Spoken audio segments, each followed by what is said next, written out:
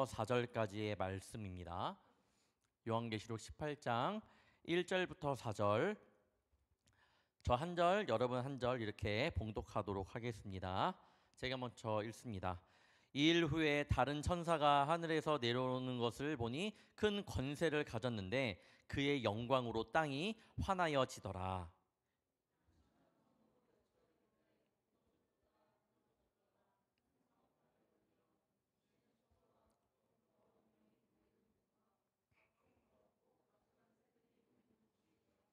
그 음행의 진노의 포도주로 말미암아 만국이 무너졌으며 또 땅의 왕들이 그와 더불어 음행하였으며 땅의 상인들도 그 사치의 세력으로 치부하였도다 하더라.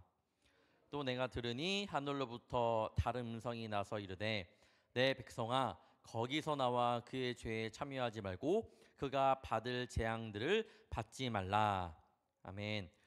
오늘 저희가 큐티 가운데 이번 주가 요한계시록의 마지막이었을 겁니다. 그래서 요한계시록 18장 1절에서 4절인 마지막 때에 넘어지지 않기를 이라는 주제를 가지고 함께 나누도록 하겠습니다. 요한계시록이 메시지를 확실히 줍니다. 이것이 굉장히 심오하기도 한데 너무 어렵게 생각할 필요 없고 말씀 그대로 조금 보면 좋을 것 같아서 한번 준비해 봤습니다. 시작이 있으면 끝이 있게 마련입니다. 우리 청년들도 이 파릇파릇한 이 청년의 때가 언젠가는 또 끝이 나고, 그럼 청장년이 되어서도 이 청장년도 언젠가는 끝이 나고, 우리 장년이 되어서도 그 장년이 언젠가 끝이 납니다. 그러다가 우리 모두는 하나님 앞에 서는 그날들이 오겠죠. 1대1로 주님 앞에 서는 그날들이 올 겁니다. 성경책도 처음 창세기가 있고 마지막 요한계시록이 있습니다. 지구의 역사도 처음이 있고 그리고 언제인지 모르겠지만 그 마지막 때가 올 겁니다. 창조과학자들은 그 의견들이 이렇습니다. 창조과학자들은 연력학 제2법칙을 예로 들어 설명하고 있는데, 에너지가 질적인 측면에서 점점 쇠퇴하고 있는 현상에 주목을 합니다. 에너지가 점점 줄어들고 있다는 거예요. 그리고 결국에는 우리가 활용할 수 있는 에너지가 감소하고 있음을 의미하면서 이런 해석은 지구가 언젠가는 종말이 올 것이다 라고 그렇게 예측을 합니다. 이런 견해가 아니더라도 지구는 언젠가는 끝이 있겠죠. 언젠가는 끝이 있습니다. 오늘 본문인 요한계시록 18장은요 이 세상, 이 최후의 날을 묘사하고 있습니다. 1절을 한번 보도록 하겠습니다. 이 일 후에 다른 천사가 하늘에서 내려오는 것을 보니 큰 권세를 가졌는데 그의 영광으로 땅이 환하여지더라. 힘찬 음성으로 외쳐 이르되 무너졌도다 무너졌도다. 큰 성 바벨론이여 귀신의 처소와 각종 더러운 영이 모이는 곳과 각종 더럽고 가증한 새들이 모이는 곳이 되었도다. 자, 여기에서 무너졌다고 하는 이 표현, 무너졌다고 표현하는 바벨론은요 요한계시록 내에서 상징적인 표현이에요. 바벨론. 여러분 그때 그 나라 바벨론을 생각하지 말고 하나의 상징적인 것을 의미하고 있다라고 보면 될 것 같습니다. 쉽게 말하면 바벨론은요 사람들이 그동안 만들어 왔던 지금까지의 모든 문화와 이 세상을 상징하는 단어가 바로 바벨론이라는 거예요. 요한계시록에서는요 세상의 쾌락, 세상의 문화를 그렇게 비유하는 것이 바벨론이라고 합니다. 성경은 역사의 마지막 단계에 와서 큰 성 바벨론이여 무너졌도다 무너졌다라고 증언하고 있습니다.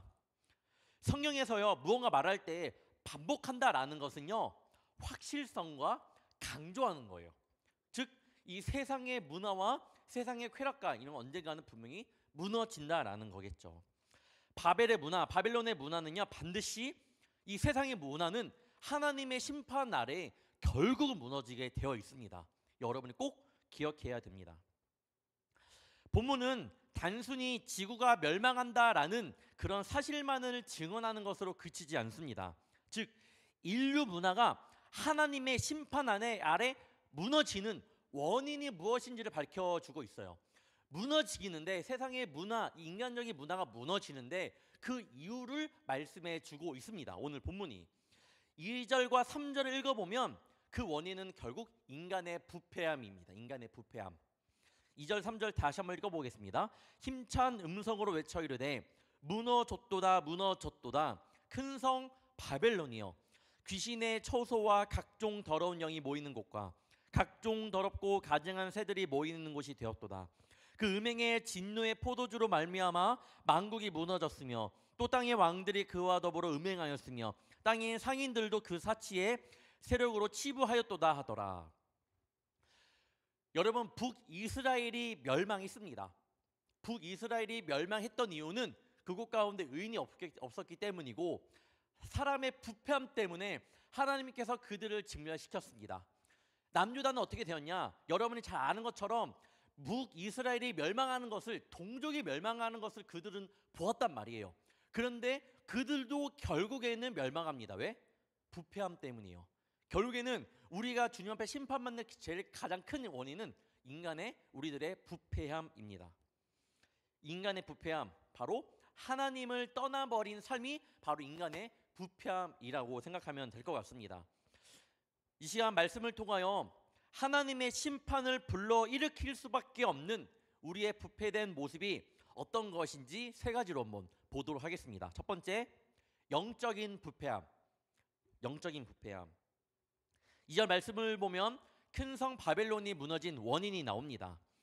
하나님이 창조하신 사람들이, 인간들이 주님을 찬양하는 아름다운 문화가 자리가 되어야 할 이 세상이 오히려 귀신의 처소가 되었다라고 이야기를 하고 있습니다. 이것은요, 영적인 음행, 즉 성령을 따라가기보다는 악령들을 추종하고 있는 이 세상의 더러움을 보여주고 있는 겁니다. 여기서 중요한 것, 여러분, 영적인 부패함은 또 다른 부패함을 낳게 됩니다. 꼭 기억해야 돼요. 영적인 부패함, 하나님을 떠나버린 삶을 사는 사람들은요, 꼭 이것이 따라와요. 뭐냐면 바로 도덕적인 부패함이에요. 영적인 부패함이 우리의 안에서 일어나면 결국에는 도덕적인 부패함이 반드시 따라옵니다. 반드시. 왜냐하면 사단은요, 악한 영일 뿐만 아니라 더러운 영이기 때문입니다. 사단의 지배 아래 들어간 문화는 더러운 문화가 될 수밖에 없어요. 될 수밖에 없습니다. 제가 몇 번이고 동성애에 관해서 말씀을 드렸고 여러분들은 제가 동성애에 관해서 어떻게 생각하는지 이제는 알 거라고 생각을 합니다. 퀴어 축제, 한번 퀴어 축제를 한번 보게 되면 그냥 봐봐요. 그냥 보면 어때요? 어떤 것 같아요, 여러분? 만약에 아이들이 퀴어 축제에서 이런 것을 경험한다 생각하면 아이들이 좋은 영향을 받을 것 같나요? 안 받을 것 같나요? 그냥 여러분의 객관적인 생각으로 한번 바라보시길 바랍니다. 한번 고민해 보길 바래요. 아이들은요, 문화에 금방 넘어집니다. 제 아들이 생각보다 저는 놀랐어요. 왜냐하면 너무나도 차분한 면이 다른 또래들보다 아까 뭐 소리 질렀으니까 뭐 그렇긴 한데 또래 애들보다 조금 차분해요. 그런데 소리 지를 때가 있는데 언제냐? 우리 그 박창수 목사님 딸인 하원이랑 있을 때, 아까도 그래서 약간 좀 텐션 올라간 것 같은데 보기만 하면 기분이 좋아 소리를 막 지릅니다. 깜짝 놀래요. 집에서 얘는 왜 이렇게 차분하지? 얘는 왜 이렇게 좀 활발했으면 좋을 것 같은데 라고 하고 가면 교회에서는 그냥 하원이만 보면 좋아갖고 좋은 그 마음을 받는 거겠죠. 꽥꽥 소리 지르면서 활발해집니다. 아이들은요, 그 영향을 미쳐요. 그리고 그냥 받고 너무 쉽게 받습니다. 퀴어 축제, 아까 사진 보았던 것처럼 이 퀴어 축제는 차별 금지를 원하는 사람들이 모여서, 이 성소수자들이 모여서 한 해 축제를 만드는 건지 모르겠지만 그 안에서는요, 제가 사실 이 사진을 보여주려고 갖고 온 이 사진보다도 좀 더 조금 뭐라 하냐, 좀 성적인 것들을 좀 보여주고 싶었는데 인터넷 보면 나와요. 여러분이 찾아보면 될 것 같고, 진짜 거기서 아이들이 그 건데 있으면 무엇을 결국에는 영향을 받을까라고 생각해보면 무섭습니다. 정말로 무서워요. 이런 행사들이 펼쳐질 때마다 아이들은요, 이 나라를 이끌어갈 아이들은 그런 것 가운데 영향을 받을 수밖에 없습니다. 사람들은 이러한 모습들이 그냥 자연스러운 사회 환경 속에서 일어나는 것이라고 말할지도 몰라요. 어떤 이는 이제 이전과 다르게 좀 더 깨어있는 사회가 되어야 합니다라고 말할지 모릅니다. 하지만 여러분, 성경적인 세계관을 볼 때에는요, 그런 세계관으로 볼 때에는 영적인 음행이 자행되고 있는 모습이 바로 이 모습이고요, 인간의 부패함이 심해지고 있는 모습이 바로 이 모습입니다. 결단코 하나님의 심판을 피할 수 없게 되겠죠. 챗 GPT가 나온 지 좀 됐죠. 처음에 나왔을 때에는 다들 신기해하고 이것이 뭔가? 라고 하면서 여러 가지 막 물어봤을 거예요. 대화도 해본 청년들 있을 거고, 뭐 음성도 대화잖아. 요즘에 음성은 서로 막 이야기해본 청년들도 있을 겁니다. 그리고 저도 굉장히 잘 쓰고 있거든요. 이용권을 끊고 잘 쓰고 있는데 아주 유용하게 지금까지 잘 쓰고 있습니다.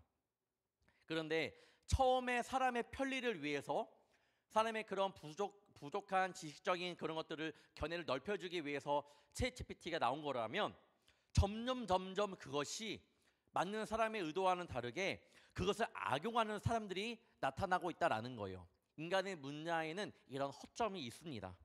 도덕적으로 심각한 상황을 가져오기도 합니다. 실질적으로 오픈 AI의 최고 경영자 샘 올트먼도 이 인공지능 때문에 심각한 사기 위기가 닥칠 것이라고 인터뷰하는 것을 저도 보았습니다. 정말로 걱정하고 있어요. 처음에 그런 거 생각했지만 생각보다 더 악용되는 사례가 많다라는 겁니다. 세상의 문화가 아무리 좋다고 하더라도, 과학이 아무리 발전한다 하더라도 결국 하나님을 떠나버린 삶은요, 타락할 수밖에 없습니다. 그런 문화에 우리가 좋네 다 받아들일지 몰라도 하나님을 떠나버린 삶은요, 결국 그 문화도 망쳐버리게 되고 하나님 가운데에서 음행을 저지를 수밖에 없는 인간의 그런 연약함이 우리 안에는 있습니다. 성경은 말합니다. 결국 사람이 이런 부패가 영적인 타락, 도덕적인 부패로 이어질 수밖에 없다라는 거예요. 하나님도 오늘 그것을 경계하라고 이야기를 하고 있는 겁니다. 도덕적인 부패, 사람의 그런 성령 하나님을 더욱더 사랑하지 못하는 그런 사람들은 결국엔 그런 것들로 인하여 우리가 하나님을 떠나버린 삶을 살 수밖에 없다라고 이야기를 하고 있습니다. 영적인 부패가 굉장히 위험해요. 영적인 부패가 굉장히 위험합니다. 바라옵기는 우리 청년들이 처하는 모든 삶 가운데에서 하나님의 능력만을 붙잡고 살아가기를 바랍니다. 여러분들의 그런 문화 가운데 당연히 문화가 발전하니까 가서 공부하는 건 당연하겠지만 그 가운데에서 성령님을 놓치지 않기를 바랍니다. 까딱하다가는 여러분 진짜 거기 현혹되어서 미혹되어서 여러분들도 넘어질 수 있습니다. 잠언 9장 10절입니다. 여호와를 경외하는 것이 지혜의 근본이요 거룩하신 자를 아는 것이 명철이니라. 영적인 부패가 오기 전에 우리가 먼저 해야 되는 것은 하나님을 경외하는 것이 제일 먼저라는 거예요. 세상의 것을 먼저 보고 그런 습득하기 전에 여러분들이 먼저 해야 되는 것은 여호와를 경외하는 것이 먼저라는 사실을 꼭 기억하기를 바랍니다. 하나님의 심판을 불러일으킬 수밖에 없는 우리의 부패된 모습 두 번째는 정치적인 부패입니다. 3절 상반절을 보면 그 음행의 진노의 포도주로 말미암아 만국이 무너졌으며 또 땅의 왕들이 그와 더불어 음행하였으며. 땅의 왕들은요, 지금 이 나라의 권세자들, 정치가들을 가리킵니다. 이들이 이 세상을 아름답고 거룩한 곳, 하나님의 뜻이 구현되는 곳으로 만들어가는 것이 아니라 바벨론과 더불어 귀신의 땅, 사단의 왕국으로 만들어가는 역할을 하게 될 것이라고 성경은 예언하고 있습니다. 로마서 13장의 표제를 보면 이렇게 써져 있습니다. 그 13장 맨 위에 보면 뭐라고 써져 있냐면 그리스도인과 세상 권세라고 써져 있습니다. 그 내용은 뭐냐면 그리스도인이 가져야 하는 국가에 대한 태도를 이야기하고 있는 거예요. 즉, 이 세상에서의 권세의 기원을 또한 하나님의 질서 안에서 설명하고 있는 것이 바로 로마서 13장입니다. 먼저 13장 1절을 보면 내용이 이렇습니다. 각 사람은 위에 있는 권세들에게 복종하라. 권세는 하나님으로부터 나지 않음이 없나니 모든 권세는 다 하나님께서 정하신 바라. 세상에 있는 모든 권력들은 있잖아요, 여러분. 하나님께서 허락하신 것임이 분명합니다. 즉 그리스도인은요 그 권세 앞에 순종해야 함을 성경은 이야기하고 있어요.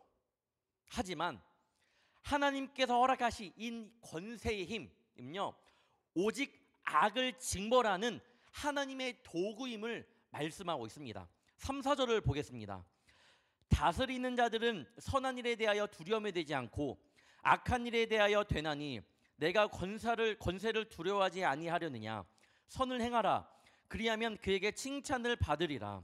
그는 하나님의 사역자가 되어 내가 선을 베푸는 자니라. 그러나 내가 악을 행하거든 두려워하라. 그가 공연히 칼을 가지지 아니하였으니 곧 하나님의 사역자가 되어 악을 행하는 자에게 진노하심을 따라 보응하는 자니라.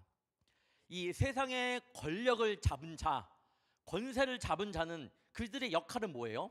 성경은 그들의 역할이 분명히 있다고 이야기를 하고 어떤 권세인지 어떻게 얘기를 하냐? 성경에서는요 그들이 이 세상 가운데에서 권세와 권력은 잡은 자들이 해야 되는 것은 질서를 유지하고 하나님의 정의를 실현하는 도구여야 한다라고 이야기를 하고 있습니다.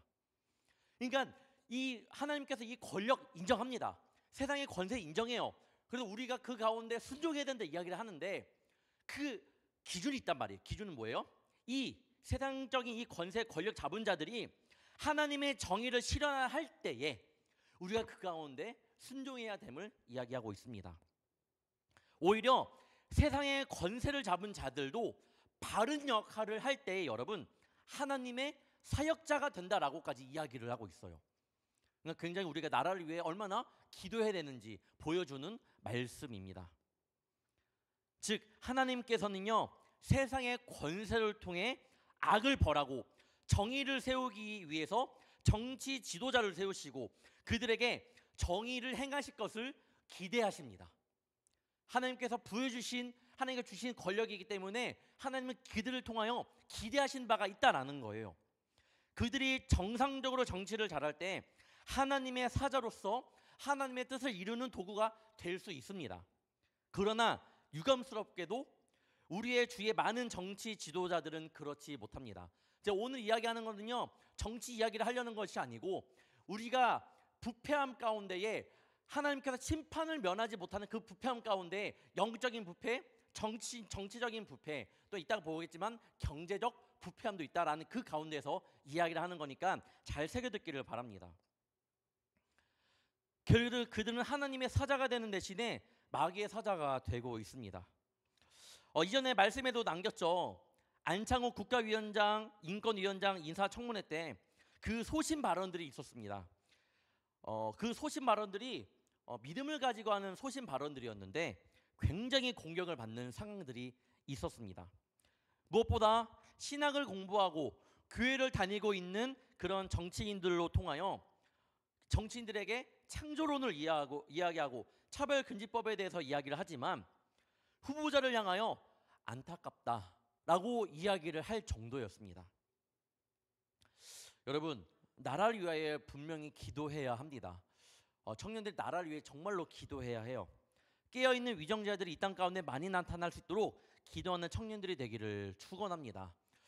성경을 보면요 남유다가 그렇게 하나님의 마음을 아프게 했던 사람들이 왕도 많았지만 하나님 말씀 가운데 순종함으로 인하여 나라가 그때 성장했던 부흥했던 그런 왕들도 있었습니다.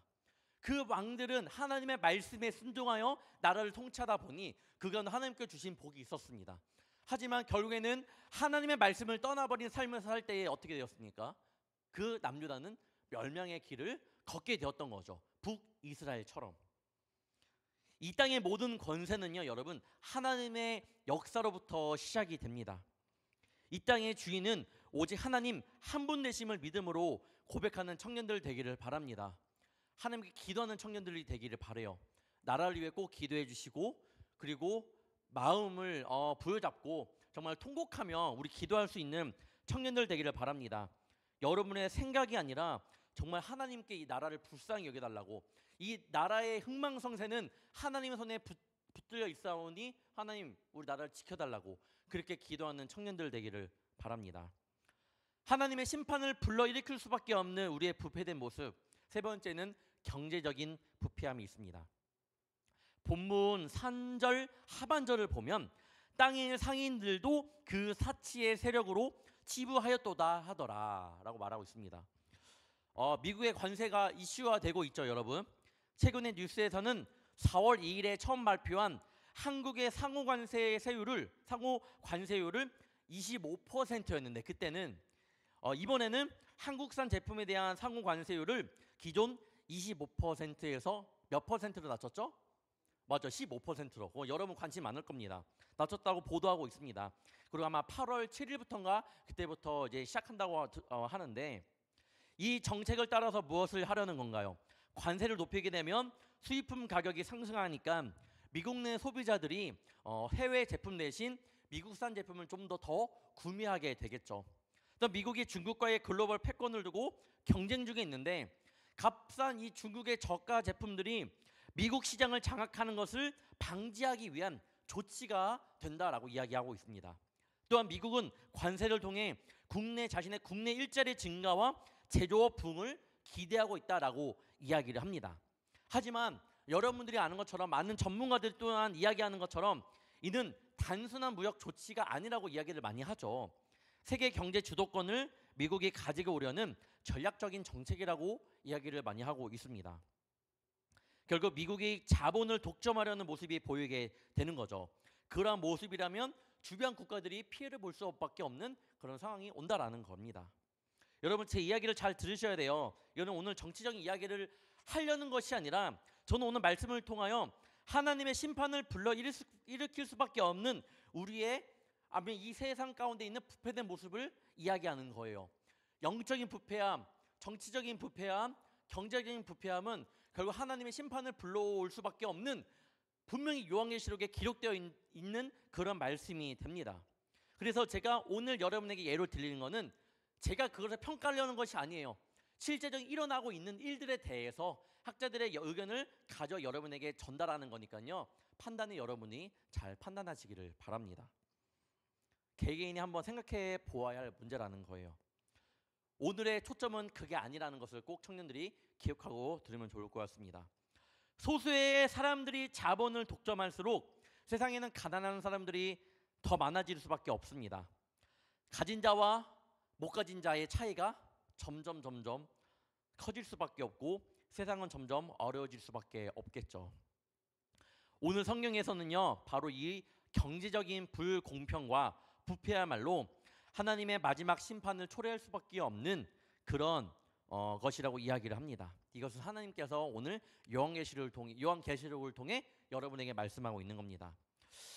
역사가 이 마지막으로 가는 순간, 이 순간을 향해 가면 갈수록 그리스도인들의 그런 책임감은요, 너무나도 커질 겁니다. 무엇보다 잘 사는 사람들이 하나님이 자신들에게 허락하신 부를 가난한 사람들에게 나눠주고 그렇게 사회적인 책임을 수행하지 않으면요, 역사는 걷잡을 수 없이 어두워져 갈 것이라는 거예요. 여러분들에게 하나님께서 좋은 직장을 때로는 주시고 하나님께서 물질적인 축복을 주실 때가 있더라면 그것은요, 여러분만을 위해 쓰는 것이 아니라 하나님 나라, 그런 사람들, 이웃들을 위해서 때로는 베풀고 함께 하나님께서 그 사랑을 나누라는 하나님의 마음이라는 것을 꼭 기억하기를 바랍니다. 이 말씀을 기억하길 바라요. 야고보서 1장 14절과 15절입니다. 오직 각 사람이 시험을 받는 것은 자기 욕심에 끌려 미혹됨이니 욕심이 잉태한즉 죄를 낳고 죄가 장성한즉 사망을 낳느니라. 욕심 때문에 내 것만 챙기려다가, 내 이익만 챙기려다가 이웃을 돌아보지 못하는 그런 불성사가 여러분의 삶 가운데 없기를 간절히 바랍니다. 만약에 우리가 그 말씀대로 살아가지 못하면 우리 가운데도 알게 모르게 부패함이 시작되고 있는지 모르겠습니다. 더 나아가 요한일서 3장 16절 말씀을 보기 원하는데, 이는요 요한복음 3장 16절 말씀의 연속이라고 할 수 있습니다. 하나님이 세상을 이처럼 사랑하사 독생자를 주셨으니, 여러분 이 말씀 아시죠? 이는 그를 믿는 자마다 멸망하지 않고 영생을 얻게 하려 하심이라. 이 말씀의 연속이 요한 1서 3장 16절이라는 거예요. 요한복음의 말씀에서는요, 하나님께서 우리에게 독생자를 주심으로 우리가 믿고 구원받아 새 사람이 되었음을 이야기하고 있습니다. 그래서 우리는 주님의 사랑의 빚진 자임을 요한복음 3장 16절에서 이야기를 하고 있는데, 그런데 하나님께서는요, 우리가 구원받고 새 사람이 되고 하나님의 귀한 자녀가 되는 것만으로 끝, 이렇게 이야기하지 않는다라는 거예요. 그 다음 이야기가 요한일서 3장 16절에 나옵니다. 보겠습니다. 그가 우리를 위하여 목숨을 버리셨으니 우리가 이로써 뭐요? 사랑을 알고 우리도 형제들을 위하여 목숨을 버리는 것이 마땅하니라. 그리고 이어지는 17절과 18절을 보기 원합니다. 누가 이 세상의 재물을 가지고 형제의 궁핍함을 보고도 도와줄 마음을 닫으면 하나님의 사랑이 어찌 그 속에 거하겠느냐. 자녀들아, 우리가 말과 혀로만 사랑하지 말고 행함과 진실함으로 하자. 하나님의 자녀가 된다라는 것은요, 결국 이웃 사랑까지 나가야 된다라는 것이 하나님이 원하시는, 하나님 우리에게 원하시는 모습이라는 것을 꼭 기억하기를 바랍니다. 여러분, 가장 구체적인 사랑은 물질을 나누며 이웃을 섬기는 사랑입니다. 내가 누군가를 섬기고 그런 마음이 있는 청년들, 그 마음 정말 하나님께서 주신 그런 사랑의 마음이라는 것을 감사하게 생각하면 좋을 것 같아요. 다 그렇지 못합니다. 다 그렇지 못해요. 올해 목사님 가장 기쁜 일이 무엇이냐고 물어본다면 첫 번째는요, 우리 청년부가 하나님을 잘 섬기는 청년부가 되고 하나님을 만나 변화되는 모습을 봤을 때입니다라고 이렇게 말하고 싶어요. 그리고 두 번째는 뭐냐, 새신자로 온 청년들이 잘 적응할 때 저는 정말로 기쁩니다. 자, 그럼 세 번째는요, 저는 이게 굉장히 기뻐요. 전에도 제가 몇 번 말씀드렸고, 제가 수요 예배 때도 말씀드렸었는데, 그 금요 예배 때도 말씀드렸던 것 같은데, 뻔뻔 후원금입니다. 여러분, 뻔뻔 후원금은요, 우리 청년들의 헌신이에요. 맞잖아요. 후원은 여러분들의 삶 가운데에서 하는데, 뭐 할 뻔 했다가 안 했으니까 대신 우리가 청년부리에 후원하자. 이것이 우리가 이제 시작되는 이제 뻔뻔 후원금의 시초인데, 그렇게 삶 속에서 내가 조금 더 절약하면서 주님께 드리는 마음이 담겨 있는 것이 뻔뻔 후원금인데, 이 후원금이 올해는 선교사님들 위해 쓰여졌다라는 것이 굉장히 저는 기뻤습니다. 우리 청년들의 그 마음으로 섬긴 거예요. 그 전에는 우리 헌금하면 때로는 주일이니까 헌금해야 할 그런 마음도 있잖아요. 그 헌금은 당연히 하나님께 드리는 마음이니까 중요하지만, 이 뻔뻔 후원금도 삶 가운데에서 내가 우리 청년부를 생각하며 주님을 생각하며 드리는 이 후원, 이 마음이 저는 그 마음에 정말로 기뻤고, 이 많은 프로그램 가운데에서 가장 기뻤던 순간이 이 뻔뻔 후원금을 가지고 선교사님을 도울 때였습니다. 그래서 또 돕고 싶은 분이 있어요. 여러분들이 후원해 주시면 그걸 가지고 또 후원하도록 할 거니까요. 여러분, 지금 잠깐 멈춰져 있는 것 같습니다. 잠깐 멈춰져 있지만 괜찮아요. 이거 강요하는 건 아니니까요. 그런 마음으로 있으면 여러분이 이웃을 사랑하는 마음으로, 함께하는 마음으로 해주시면 좋을 것 같습니다. 그리스도인들은 이웃 사랑을 실천하려는 노력이 필요합니다. 여러분이 청년의 때에 한번 그걸 꼭 해보기를 바랍니다. 아까 말했던 것처럼 결국에는 이 지구는 언젠가는 주님의 그때가 올 거고 끝이 오게 마련입니다. 언젠가는 끝이 오겠죠. 언젠지 모르겠지만 그런 가운데에서 주님은 우리에게 빛으로 살아가도록 명령하고 계십니다. 그렇다면 이 책임이 얼마나 큰지 한번 청년들이 돌아보기를 바랍니다. 어둠으로 살지 말고 빛으로 살아가는 우리 청년들 되기를 바랍니다. 저는 오늘의 본문 4절이 요한계시록 18장의 주제라고 생각을 합니다. 한번 여러분 다 같이 함께 읽도록 하겠습니다. 시작.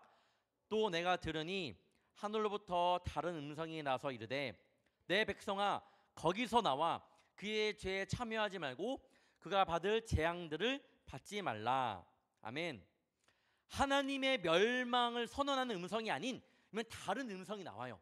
하나님의 멸망을 선언하는 음성, 영적인 부패함 갖지 말라, 정적인 부패함, 경제적인 부패함, 너희들 조심해라 라고 말하지만 또 다른 음성이 나옵니다. 뭐냐? 너희들 이제는 그런 죄 가운데 부패함에 참여하지 말아라. 참여하지 말라고 이야기를 하십니다. 여러분 그거 아세요? 하나님은요 언제나 사단마귀가 지배하고 있는 이 문화 속에서 하나님의 백성들을 불러내셨습니다. 갈대아 우르에서 아브라함을 불러내셨고요, 멸망하는 소돔과 고모라에서 룻을 불러내셨고, 고통과 신음소리가 가득한 애굽 땅에서 이스라엘 백성들을 불러내셨고, 하나님은요 그들 가운데 하나님께 부르짖고 하나님께 갈망으로 나아가는 그런 자녀들을요 그 사단의 지역 그런 가운데서 분명히 불러내십니다. 분명히 불러내세요. 내가 어떤 가운데 죄 가운데 있더라도 내가 주님께 부르짖으면 하나님께서 여러분들을 그곳 가운데 분명히 불러내십니다. 성경은요 정말 많아요. 하나님께 불러내시는 장면들이 너무나 많습니다. 때론 넘어지더라도 회개하면 다시 그들을 불러내시신 다음에 세워주시는 장면이 성경에는 너무나도 많이 나와요. 교회의 의미도요 잘 보면 그렇습니다. 세상 가운데에서 우리를 불러주셨고, 그래서 부르심을 받은 자들이 모인 것이 바로 교회라는 거예요. 여러분요 1차적으로 먼저 교회로 부름을 받은 자들입니다. 꼭 기억하기를 바라요. 우리는 이 세상에 살고 있지만 사실은요 이 세상에 속한 자들이 아니라 그리스도께 속한 자들이라는 거예요. 여러분 바다에 사는 물고기를 생각해 봅시다. 바다에 사는 물고기가 계속 물을 마신 다음에 아가미로 흘러내려 보니 모르겠지만 계속 그렇게 물속에서 살잖아요. 물고기가 나중에 여러분이 생선을 먹을 때 그냥 먹으면 싱거워요, 안 싱거워요? 싱겁습니다. 짠 바다에서 살지만 물고기는 그 몸이 짜지가 않아요. 오히려 우리가 간을 해서 먹습니다. 뭐예요? 그리스도인 역시 세상에 살지만 세상에 속하지 않아야 합니다. 여러분요 그런 마음으로 세상 가운데 살아가야 돼요. 세상에 아무리 험난하고 음란이 주를 이룬다 하더라도, 죄가 도살인다 하더라도 여러분요 그 가운데서 그것을 유혹당하지 않을 수 있는 하나님의 DNA가 있는 우리 청년들이라는 사실을 기억해야 됩니다. 그러기 위해서는 세상과 다른 가치관을 가지고 살아가야 합니다. 여러분은 어떤 그리스도인의 모습으로 살아가고 있고 어떻게 또한 살아가기를 원하시는지 다시 한번 이 시간 우리 결단 찬양함이 있다가 기도하기를 원합니다. 이 세상이 언제 멸망할지는 모릅니다. 아무도 몰라요. 하나님께서 그때 도둑같이 임한다고, 예수님께서 분명히 그때 도둑같이 임한다고 말씀하고는 있습니다. 하지만 언제인지 몰라요. 대신 전에 설교 말씀 가운데 제가 그랬죠. 그런 징조도 있을 거다라고 분명히 제가 말씀드렸고 성경에도 나와 있습니다. 하지만 그 정확한 때는 몰라요. 여러분 그때는 모르지만 분명한 것은 그때가 다가오고 있다는 사실을 꼭 기억하고, 마지막 시간이 가까워진 오늘의 시간 속에서 오늘의 말씀의 주제처럼 마지막 때에 넘어지지 않기를 간절히 소망합니다. 그런 청년들로 살아가는 복된 한 주가 되기를 다시 한번 주님의 이름으로 축원합니다. 기도하겠습니다. 사랑의 주님, 이 땅에 오셔서 십자가에서 우리의 죄를 담당하심으로써 그 죄가 가져올 하나님의 마지막 진노와 심판을 피하게 하시고 이 죄에서 떠나 주님을 의지하고 하나님을 바라보게 하여 주시옵소서. 이제 세상 가운데 눈을 두지 아니하며 하늘에 소망을 두며 새로운 삶을 살아가도록 우리 브릿지 청년들 한 사람 한 사람 인도하여 주시옵소서. 그래서 주님, 다시 오실 그날이 누구에게는 비극일 수 있으나 우리 청년들에게는 가장 아름다운 날이 될 수 있도록 주여 축복하여 주시옵소서. 오늘 당장 역사의 마지막 순간이 온다고 할지라도 주님 앞에 부끄러움 없이 거룩하게 설 수 있는 주님의 백성들이 되게 해주시며 썩어가는 이 시대를 향해서 외치는 하나님의 음성을 들을 수 있도록 우리 청년들의 마음을 열어 주시옵소서. 세상이 받을 재앙에 참여하지 말고 거기서 나오라고 외치시는 하나님을 오늘 말씀을 통해 기억합니다. 세상을 변화시켜야 할 우리가 세상을 따라가는 삶을 살아가지 않도록 우리의 삶 속에 새로운 경종을 울려주셔서 하루하루가 주님 앞에 설 그때를 준비하는 귀한 날들이 될 수 있도록 축복하여 주시옵소서.